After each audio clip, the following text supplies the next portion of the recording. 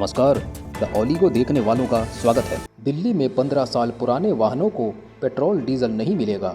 जी हाँ, 31 मार्च के बाद से पेट्रोल पंप पर ऐसे वाहनों को ईंधन देने से रोक दिया जाएगा। दिल्ली पॉल्यूशन कंट्रोल के लिए यह नया नियम लागू किया जा रहा है, लेकिन जनता इससे नाखुश नज़र आ रही है। क्या ये एयर पॉल्यूशन कम करने का सही तरीका है? क्या दिल्ली सरकार को कुछ और विकल्प अपनाने चाहिए? दिल्ली के एनवायरनमेंट मिनिस्टर मनजिंदर सिंह सिरसा ने हाल ही में घोषणा की कि 31 मार्च 2025 से 15 साल पुराने पेट्रोल और 10 साल पुराने डीजल वाहनों को फ्यूल नहीं दिया जाएगा। यह कदम दिल्ली एयर पोल्यूशन को कम करने के लिए उठाया गया है। दिल्ली में पहले से ही 15 साल पुराने वाहनों पर चलने की पाबंदी है, लेकिन अब इसे और सख्त बताया जा रहा है। अब आपको बताते हैं सरकार द्वारा क्यों लिया गया यह फैसला। दिल्ली में एयर क्वालिटी इंडेक्स AQI लगातार खतरनाक स्तर पर बना हुआ है। सर्दियों में स्मॉग और टॉक्सिक एयर की समस्या सबसे ज़्यादा बढ़ जाती है। रिपोर्ट्स के मुताबिक पुराने वाहनों से निकलने वाला धुआं प्रदूषण का एक बड़ा कारण है। दिल्ली सरकार का मानना है कि 15 साल पुराने वाहन ज़्यादा कार्बन एमिशन करते हैं, जिससे हवा जहरीली होती है। इसलिए सरकार ने व्हीकल बैन का फैसला लिया है। जितने 15 साल पुराने व्हीकल हैं, उन व्हीकल्स को 31 मार्च के बाद तेल देना बंद कर दिया जाएगा। हम अपने ऐसे गैजेट्स लगा रहे हैं पेट्रोल पंप के ऊपर जो लगभग 80% पेट्रोल पंप पर लग चुके हैं। 31 मार्च तक 100% पेट्रोल पंप से लग जाएंगे। उसके बाद 15 साल पुराने व्हीकल को हम आइडेंटिफाई करेंगे और उसको कोई फ्यूल नहीं मिलेगा। आज ही हमारी सरकार इसकी जानकारी पेट्रोलियम मिनिस्ट्री के माध्यम से देगी कि आप कोई भी पेट्रोल पंप ऑनर जो है, मालिक जो है, वो 15 साल पुराने व्हीकल को डीजल पेट्रोल नहीं दे सकता। इस नियम के खिलाफ दिल्ली के कई लोग नाराज हैं। उनका कहना है कि सिर्फ पुराने वाहनों पर बैन लगाना सही समाधान नहीं है। लोगों की मुख्य परेशानियां यह है, हर किसी के लिए नई गाड़ी खरीदना आसान नहीं है। आम लोगों के लिए यह एक बड़ी फाइनेंशियल बर्डन साबित हो सकता है।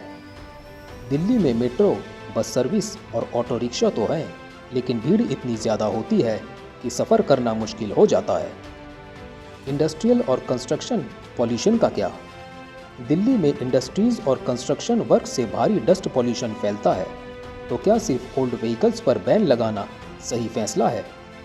देखिए, अदर कंट्रीज में जो डेवलप्ड कंट्रीज हैं वहाँ पे तो खैर 50-50 साल पुरानी गाड़ियां भी चल रही हैं, और यहाँ पे मतलब और अदर सोर्सेज ऑफ पॉल्यूशन को कंट्रोल ना करके सिर्फ गाड़ियों पे फोकस किया जा रहा है। देखिए, जो गाड़ी का जो पोल्यूशन है, उसकी जो टोटल पोल्यूशन दिल्ली में उसकी एक परसेंटेज है मात्र। जो बहुत सारा पोल्यूशन है वो डस्ट से और फैक्ट्रीज से आता है, तो उस पे कुछ ज्यादा उनपे कुछ इम्प्लीमेंटेशन करनी चाहिए उनको। रही बात गाड़ी की, तो जो एक टाइम पीरियड इन्होंने फिक्स किया है, उस टाइम पीरियड से पहले गाड़ी को कुछ किसी मैकेनिकल उसमें चेंजेस किए जाएं, जिससे कि पोल्यूशन उसका जो इनिशियल स्टेज है उस पे आ जाए। दिल्ली सरकार पॉल्यूशन कंट्रोल के लिए और भी कई कदम उठा रही है। ऑड इवन स्कीम कुछ दिनों के लिए लागू की जाती है, लेकिन स्थायी समाधान नहीं। Electrical vehicle EV promotion, Delhi में EV चार्जिंग स्टेशंस बढ़ाए जा रहे हैं। Dust control measures, construction sites पर एंटी स्मॉग गन्स लगाए जा रहे हैं। लेकिन सवाल यह है कि क्या ये सब उपाय पर्याप्त है, और लोग क्या चाहते हैं?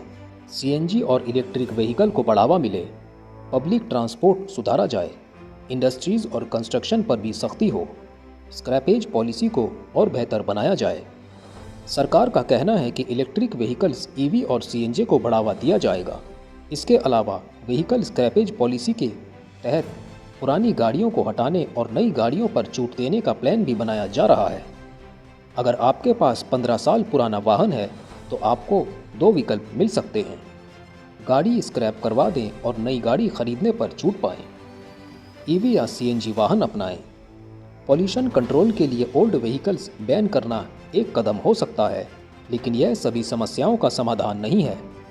सवाल यह है कि सरकार और जनता मिलकर कैसे पॉल्यूशन को पूरी तरह ख़त्म कर सकते हैं। आपका इस फैसले पर क्या कहना है?